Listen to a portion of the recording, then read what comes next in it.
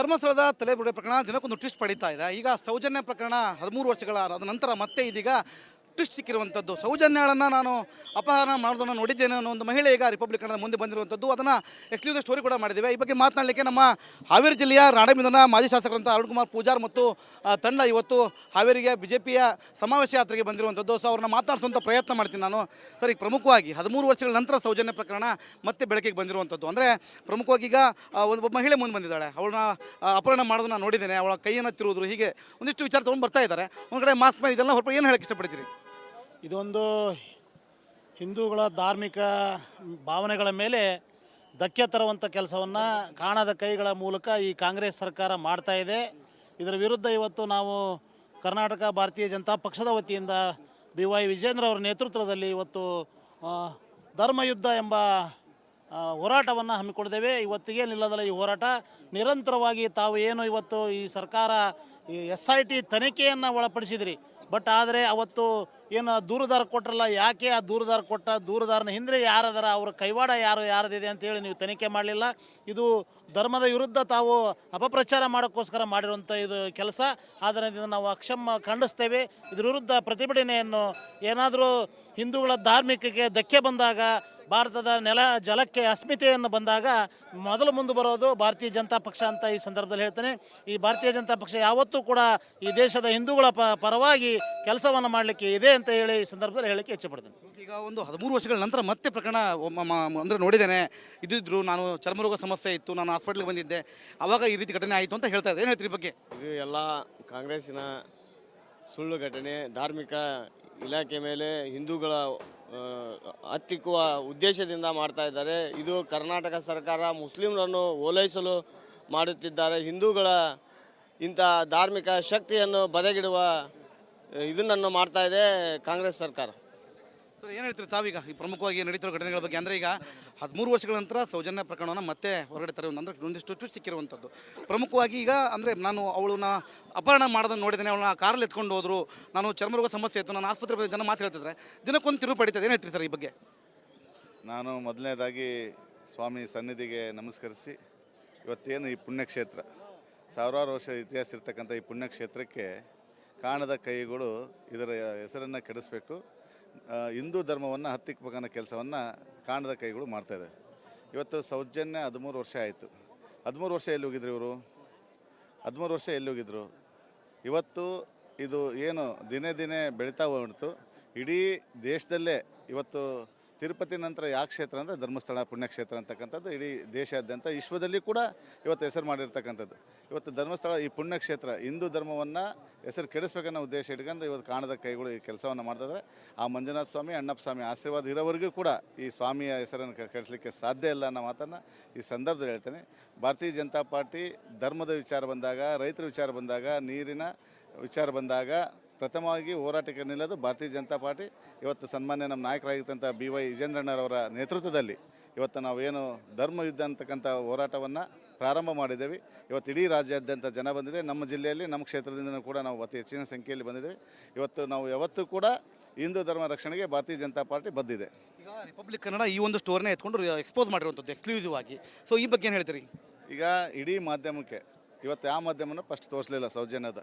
ಇವತ್ತು ಇದು ಸತ್ಯತೆಯನ್ನು ಜನರಿಗೆ ಎಳೆಯಾಗಿ ಬಿಸಿರ್ತಕ್ಕಂಥ RTV ಕನ್ನಡಕ್ಕೆ ನಾನು ಭಾಳ ಹೃದಯಪೂರ್ವಕ ಅಭಿನಂದನೆಯನ್ನು ಈ ಸಂದರ್ಭದಲ್ಲಿ ಸಲ್ಲಿಸ್ತೇನೆ. ಈ ಕಾರ್ಯವನ್ನು ನೀವು ಮಾಡಿದ್ದಕ್ಕೆ ಇಡೀ ರಾಜ್ಯದ ಜನ ನಿಮಗೆ ಮೆಚ್ಚುಗೆಯನ್ನು ವ್ಯಕ್ತಪಡಿಸಿದೆ. ಇವತ್ತು ಇಂಥ ಸತ್ಯವನ್ನು ಮಾಧ್ಯಮದ ಮೂಲಕ ತಿಳಿಸಿದಾಗ ಜನಕ್ಕೆ ಗೊತ್ತಾಗುತ್ತೆ.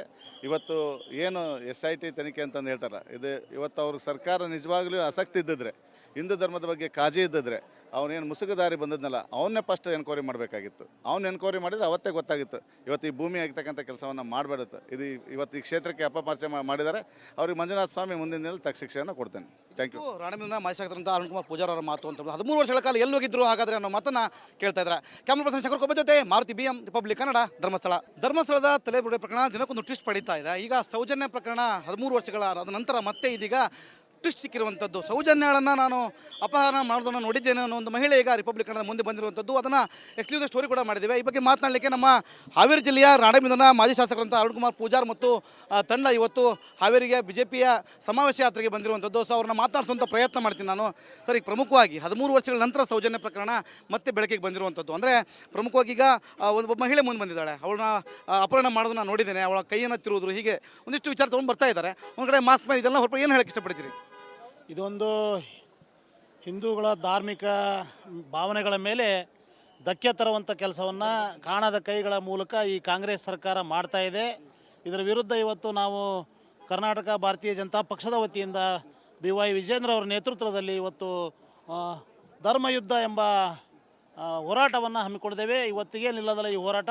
ನಿರಂತರವಾಗಿ ತಾವು ಏನು ಇವತ್ತು ಈ ಸರ್ಕಾರ ಈ SIT ತನಿಖೆಯನ್ನು ಒಳಪಡಿಸಿದ್ರಿ, ಬಟ್ ಆದರೆ ಅವತ್ತು ಏನು ದೂರುದಾರ ಕೊಟ್ಟರಲ್ಲ, ಯಾಕೆ ಆ ದೂರುದಾರ ಕೊಟ್ಟ, ದೂರುದಾರನ ಹಿಂದೆ ಯಾರದಾರ, ಅವರ ಕೈವಾಡ ಯಾರದಿದೆ ಅಂತೇಳಿ ನೀವು ತನಿಖೆ ಮಾಡಲಿಲ್ಲ. ಇದು ಧರ್ಮದ ವಿರುದ್ಧ ತಾವು ಅಪಪ್ರಚಾರ ಮಾಡೋಕ್ಕೋಸ್ಕರ ಮಾಡಿರುವಂಥ ಇದು ಕೆಲಸ. ಆದ್ದರಿಂದ ನಾವು ಅಕ್ಷಮ ಖಂಡಿಸ್ತೇವೆ. ಇದ್ರ ವಿರುದ್ಧ ಪ್ರತಿಭಟನೆಯನ್ನು ಏನಾದರೂ ಹಿಂದೂಗಳ ಧಾರ್ಮಿಕಕ್ಕೆ ಧಕ್ಕೆ ಬಂದಾಗ, ಭಾರತದ ನೆಲ ಜಲಕ್ಕೆ ಅಸ್ಮಿತೆಯನ್ನು ಬಂದಾಗ ಮೊದಲು ಮುಂದೆ ಬರೋದು ಭಾರತೀಯ ಜನತಾ ಪಕ್ಷ ಅಂತ ಈ ಸಂದರ್ಭದಲ್ಲಿ ಹೇಳ್ತೇನೆ. ಈ ಭಾರತೀಯ ಜನತಾ ಪಕ್ಷ ಯಾವತ್ತೂ ಕೂಡ ಈ ದೇಶದ ಹಿಂದೂಗಳ ಪರವಾಗಿ ಕೆಲಸವನ್ನು ಮಾಡಲಿಕ್ಕೆ ಇದೆ ಅಂತ ಹೇಳಿ ಈ ಸಂದರ್ಭದಲ್ಲಿ ಹೇಳಲಿಕ್ಕೆ ಇಚ್ಛೆಪಡ್ತೇನೆ. ಈಗ ಒಂದು 13 ವರ್ಷಗಳ ನಂತರ ಮತ್ತೆ ಪ್ರಕರಣ ಅಂದರೆ ನೋಡಿದ್ದೇನೆ. ಇದ್ದಿದ್ರು ನಾನು ಚರ್ಮರೋಗ ಸಮಸ್ಯೆ ಇತ್ತು, ನಾನು ಹಾಸ್ಪಿಟ್ಲಿಗೆ ಬಂದಿದ್ದೆ, ಆವಾಗ ಈ ರೀತಿ ಘಟನೆ ಆಯಿತು ಅಂತ ಹೇಳ್ತಾ ಇದ್ದಾರೆ. ಏನು ಹೇಳ್ತೀರಿ ಬಗ್ಗೆ? ಇದು ಎಲ್ಲ ಕಾಂಗ್ರೆಸ್ಸಿನ ಸುಳ್ಳು ಘಟನೆ. ಧಾರ್ಮಿಕ ಇಲಾಖೆ ಮೇಲೆ ಹಿಂದೂಗಳ ಹತ್ತಿಕ್ಕುವ ಉದ್ದೇಶದಿಂದ ಮಾಡ್ತಾ ಇದ್ದಾರೆ. ಇದು ಕರ್ನಾಟಕ ಸರ್ಕಾರ ಮುಸ್ಲಿಮರನ್ನು ಓಲೈಸಲು ಮಾಡುತ್ತಿದ್ದಾರೆ. ಹಿಂದೂಗಳ ಇಂಥ ಧಾರ್ಮಿಕ ಶಕ್ತಿಯನ್ನು ಬದಗಿಡುವ ಇದನ್ನು ಮಾಡ್ತಾ ಇದೆ ಕಾಂಗ್ರೆಸ್ ಸರ್ಕಾರ. ಸರ್, ಏನು ಹೇಳ್ತೀರಿ ತಾವೀಗ ಈ ಪ್ರಮುಖವಾಗಿ ನಡೀತಿರೋ ಘಟನೆಗಳ ಬಗ್ಗೆ? ಅಂದರೆ ಈಗ 13 ವರ್ಷಗಳ ನಂತರ ಸೌಜನ್ಯ ಪ್ರಕರಣವನ್ನು ಮತ್ತೆ ಹೊರಗಡೆ ತರುವುದು, ಅಂದರೆ ಒಂದಿಷ್ಟು ಟ್ವಿಸ್ಟ್ ಸಿಕ್ಕಿರುವಂಥದ್ದು. ಪ್ರಮುಖವಾಗಿ ಈಗ ಅಂದರೆ ನಾನು ಅವಳನ್ನ ಅಪಹರಣ ಮಾಡೋದನ್ನು ನೋಡಿದ್ದೇನೆ, ಅವಳನ್ನ ಕಾರಲ್ಲಿ ಎತ್ಕೊಂಡು ಹೋದರು, ನಾನು ಚರ್ಮರೋಗ ಸಮಸ್ಯೆ ಇತ್ತು, ನಾನು ಆಸ್ಪತ್ರೆ ಬಂದ ಜನ ಮಾತು ಹೇಳ್ತಿದ್ರೆ ದಿನಕ್ಕೊಂದು ತಿರುವು ಪಡಿತದೆ. ಏನು ಹೇಳ್ತೀರಿ ಸರ್ ಈ ಬಗ್ಗೆ? ನಾನು ಮೊದಲನೇದಾಗಿ ಸ್ವಾಮಿ ಸನ್ನಿಧಿಗೆ ನಮಸ್ಕರಿಸಿ, ಇವತ್ತೇನು ಈ ಪುಣ್ಯಕ್ಷೇತ್ರ, ಸಾವಿರಾರು ವರ್ಷ ಇತಿಹಾಸ ಇರ್ತಕ್ಕಂಥ ಈ ಪುಣ್ಯಕ್ಷೇತ್ರಕ್ಕೆ ಕಾಣದ ಕೈಗಳು ಇದರ ಹೆಸರನ್ನು ಕೆಡಿಸ್ಬೇಕು, ಹಿಂದೂ ಧರ್ಮವನ್ನು ಹತ್ತಿಕ್ಕಬೇಕನ್ನೋ ಕೆಲಸವನ್ನು ಕಾಣದ ಕೈಗಳು ಮಾಡ್ತಾಯಿದೆ. ಇವತ್ತು ಸೌಜನ್ಯ 13 ವರ್ಷ ಆಯಿತು. 13 ವರ್ಷ ಎಲ್ಲಿ ಹೋಗಿದ್ರು ಇವರು? 13 ವರ್ಷ ಎಲ್ಲಿ ಹೋಗಿದ್ರು? ಇವತ್ತು ಇದು ಏನು ದಿನೇ ದಿನೇ ಬೆಳೀತಾ ಹೋಗ್ಬಿಡ್ತು. ಇಡೀ ದೇಶದಲ್ಲೇ ಇವತ್ತು ತಿರುಪತಿ ನಂತರ ಯಾವ ಕ್ಷೇತ್ರ ಅಂದರೆ ಧರ್ಮಸ್ಥಳ ಪುಣ್ಯಕ್ಷೇತ್ರ ಅಂತಕ್ಕಂಥದ್ದು ಇಡೀ ದೇಶಾದ್ಯಂತ ವಿಶ್ವದಲ್ಲಿ ಕೂಡ ಇವತ್ತು ಹೆಸರು ಮಾಡಿರ್ತಕ್ಕಂಥದ್ದು. ಇವತ್ತು ಧರ್ಮಸ್ಥಳ ಈ ಪುಣ್ಯಕ್ಷೇತ್ರ ಹಿಂದೂ ಧರ್ಮವನ್ನು ಹೆಸರು ಕೆಡಿಸ್ಬೇಕನ್ನೋ ಉದ್ದೇಶ ಇಟ್ಕೊಂಡು ಇವತ್ತು ಕಾಣದ ಕೈಗಳು ಈ ಕೆಲಸವನ್ನು ಮಾಡ್ತಿದ್ದಾರೆ. ಆ ಮಂಜುನಾಥ ಸ್ವಾಮಿ, ಅಣ್ಣಪ್ಪ ಸ್ವಾಮಿ ಆಶೀರ್ವಾದ ಇರೋವರೆಗೂ ಕೂಡ ಈ ಸ್ವಾಮಿಯ ಹೆಸರನ್ನು ಕೆಡಿಸ್ಲಿಕ್ಕೆ ಸಾಧ್ಯ ಇಲ್ಲ ಅನ್ನೋ ಮಾತನ್ನು ಈ ಸಂದರ್ಭದಲ್ಲಿ ಹೇಳ್ತೇನೆ. ಭಾರತೀಯ ಜನತಾ ಪಾರ್ಟಿ ಧರ್ಮದ ವಿಚಾರ ಬಂದಾಗ, ರೈತರ ವಿಚಾರ ಬಂದಾಗ, ನೀರಿನ ವಿಚಾರ ಬಂದಾಗ ಪ್ರಥಮವಾಗಿ ಹೋರಾಟಕ್ಕೆ ನಿಲ್ಲೋದು ಭಾರತೀಯ ಜನತಾ ಪಾರ್ಟಿ. ಇವತ್ತು ಸನ್ಮಾನ್ಯ ನಮ್ಮ ನಾಯಕರಾಗಿರ್ತಂಥ BY ವಿಜೇಂದ್ರಣ್ಣರವರ ನೇತೃತ್ವದಲ್ಲಿ ಇವತ್ತು ನಾವೇನು ಧರ್ಮ ಯುದ್ಧ ಅಂತಕ್ಕಂಥ ಹೋರಾಟವನ್ನು ಪ್ರಾರಂಭ ಮಾಡಿದ್ದೇವೆ. ಇವತ್ತು ಇಡೀ ರಾಜ್ಯಾದ್ಯಂತ ಜನ ಬಂದಿದೆ. ನಮ್ಮ ಜಿಲ್ಲೆಯಲ್ಲಿ ನಮ್ಮ ಕ್ಷೇತ್ರದಿಂದ ಕೂಡ ನಾವು ಅತಿ ಹೆಚ್ಚಿನ ಸಂಖ್ಯೆಯಲ್ಲಿ ಬಂದಿದ್ದೇವೆ. ಇವತ್ತು ನಾವು ಯಾವತ್ತೂ ಕೂಡ ಹಿಂದೂ ಧರ್ಮ ರಕ್ಷಣೆಗೆ ಭಾರತೀಯ ಜನತಾ ಪಾರ್ಟಿ ಬದ್ದಿದೆ. ಈಗ ರಿಪಬ್ಲಿಕ್ ಕನ್ನಡ ಈ ಒಂದು ಸ್ಟೋರ್ನೇ ಎತ್ಕೊಂಡು ಎಕ್ಸ್ಪೋಸ್ ಮಾಡಿರುವಂಥದ್ದು ಎಕ್ಸ್ಕ್ಲೂಸಿವ್ ಆಗಿ. ಸೊ ಈ ಬಗ್ಗೆ ಏನು ಹೇಳ್ತೀರಿ? ಈಗ ಇಡೀ ಮಾಧ್ಯಮಕ್ಕೆ ಇವತ್ತು ಯಾವ ಮಾಧ್ಯಮನೂ ಫಸ್ಟ್ ತೋರಿಸಲಿಲ್ಲ ಸೌಜನ್ಯದ. ಇವತ್ತು ಇದು ಸತ್ಯತೆಯನ್ನು ಜನರಿಗೆ ಎಳೆಯಾಗಿ ಬಿಸಿರ್ತಕ್ಕಂಥ RTV ಕನ್ನಡಕ್ಕೆ ನಾನು ಭಾಳ ಹೃದಯಪೂರ್ವಕ ಅಭಿನಂದನೆಯನ್ನು ಈ ಸಂದರ್ಭದಲ್ಲಿ ಸಲ್ಲಿಸ್ತೇನೆ. ಈ ಕಾರ್ಯವನ್ನು ನೀವು ಮಾಡಿದ್ದಕ್ಕೆ ಇಡೀ ರಾಜ್ಯದ ಜನ ನಿಮಗೆ ಮೆಚ್ಚುಗೆಯನ್ನು ವ್ಯಕ್ತಪಡಿಸಿದೆ. ಇವತ್ತು ಇಂಥ ಸತ್ಯವನ್ನು ಮಾಧ್ಯಮದ ಮೂಲಕ ತಿಳಿಸಿದಾಗ ಜನಕ್ಕೆ ಗೊತ್ತಾಗುತ್ತೆ.